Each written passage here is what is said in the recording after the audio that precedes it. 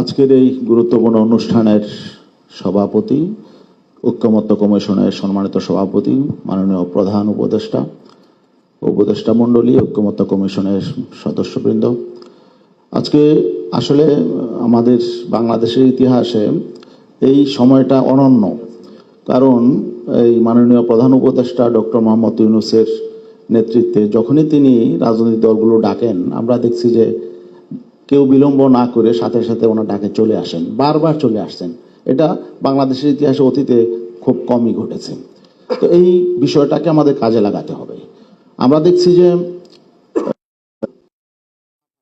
আগ্রাসী শক্তি তাদের বাংলাদেশটাকে তাদের মুখের গ্রাসে পরিণত করার জন্যে ডক্টর মোহাম্মদ ইউনূস তিনি তাদের গলার কাটায় পরিণত হয়েছে। অতএব যত দ্রুত ডক্টর ইউনূস সাহেব বিদায় নেবেন, তারা অত স্বস্তি পাবে।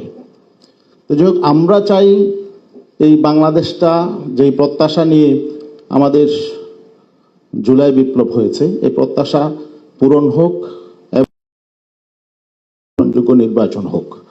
আর অতীতে বাংলাদেশটা যেভাবে পরিচালিত হয়েছে বিগত 54 বছর, সেই অবস্থা ফিরে না আসুক।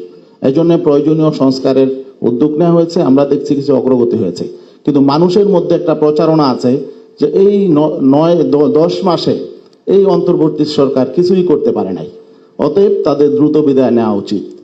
আমার মনে হয় যে এই বিষয়গুলো পাবলিকলি আরো ক্লিয়ার করা উচিত যে এই 10 মাসে কি কি উদ্যোগ নেওয়া হয়েছে। বিশেষ করে আমাদের মাননীয় আইন উপদেষ্টা আসা উচিত। আরেকটা বিষয় আমি বলতে চাই, নির্বাচন নিয়ে অনেকের মধ্যে সংশয় আছে, উদ্বেগ আছে, এটা যাতে না থাকে এই বিষয়েও আমার মনে হয় একটা পরিষ্কার বার্তা আসা উচিত। টাইম ফ্রেম অনেকেই বলেন, আলটিমেটাম দেন, রাজনৈতিক দলগুলো তো নির্বাচন চাবে, এটাই স্বাভাবিক। কিন্তু এখন অন্তর্বর্তীকালীন সরকারের উচিত রাজনৈতিক দলগুলোর উদ্বেগ কেটে যাক, জনগণের মধ্যে যাতে একটা স্বস্তির পরিবেশ তৈরি হয়। আর উপদেষ্টা পরিষদ নিয়ে বিভিন্ন কথাবার্তা আছে, আমরা যে কারণে কথাবার্তা আছে, বিভিন্ন দুর্নীতি প্রসঙ্গ আসছে, এগুলো আমার মনে হয় ক্লিয়ার করা উচিত। এই 10 মাসে আসলে মৌলিকভাবে দেশের যেই আমাদের অবস্থায় তেমন কোনো পরিবর্তন হয় নাই। অফিস আদালতগুলোতে ঘুষ দুর্নীতি যে কমেছে বিষয়টা এমন না, চাঁদাবাজি দখলবাজিও আছে। আর নির্বাচনের জন্য যে পরিবেশ দরকার, লেভেল প্লেইং ফিল্ড, এটা তো নাই। অতএব একটা নির্বাচন ঘোষণার আগে নির্বাচনটা যাতে নিরপেক্ষ হতে পারে, এই জন্য প্রত্যেক রাজনৈতিক দল যাতে তাদের সুযোগ পায়, জনগণ যাতে সঠিকভাবে ভোট দিতে পারে, ওই পরিবেশটা দরকার।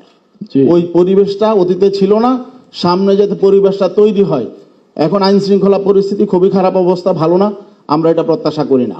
নির্বাচনের অবশ্যই ব্যাপারে একটা আস্থার জায়গা তৈরি হতে হবে মানুষের মধ্যে, রাজনৈতিক দলগুলোর মধ্যে। কিন্তু এখানে কর্তৃত্ববাদী আচরণ যাতে কেউ অফিস আদালতে 2-1টা দলের প্রভাব চলে, এটা যাতে না থাকে।